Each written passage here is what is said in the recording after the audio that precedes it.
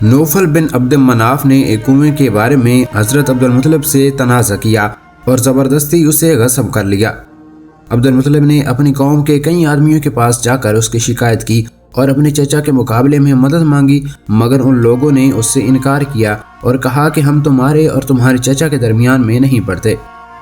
اس جواب پر عبد المطلب نے اپنی حالت اپنے ننیال کو لکھی اور خط میں چند ایسے شعر بھی لکھے جس میں اپنے چچا نوفل کی شکایت کی تھی۔ چنانچہ اس خط کے موصول ہونے کے بعد ابو اسد ابن عدس النجاری 80 ناقہ سواروں کے ساتھ یثرب سے روانہ ہو کر مکہ آیا۔ عبد المطلب کو اس کے آنے کی اطلاع ہوئی، وہ اس کے استقبال کو آئے اور انہوں نے کہا ماموں صاحب قیام فرمائیے۔ ابو اسد نے کہا جب تک نوفل سے میری مٹھ بھیڑ نہ ہو جائے گی میں فروکش نہ ہوں گا۔ عبد المطلب نے کہا میں اسے بحر میں قریش کے مشائخ کے ساتھ بیٹھا ہوا چھوڑ آیا ہوں۔ ابو اسد بحر آیا اور نوفل کے سرحانے آ کر کھڑا ہو گیا اور اس نے اپنی تلوار نیام سے نکالی اور پھر نوفل سے کہا کہ رب کعبہ کی قسم ہے کیا تو میرے بھانجے کو اس کا کنواں واپس دے دے، ورنہ میں ابھی اس تلوار سے تیرا کام تمام کر دیتا ہوں۔ نوفل نے کہا رب کعبہ کی قسم ہے میں نے وہ کنواں اسے واپس دے دیا۔ اس پر تمام حاضرین کی شہادت ہوئی۔ اس کے بعد ابو اسد نے کہا اے میرے بھانجے اب میں تمہارا مہمان بنا ہوں۔ 3 دن اس نے عبد المطلب کے ہاں قیام کیا اور اسی اثناء میں اس نے عمرہ بھی ادا کیا۔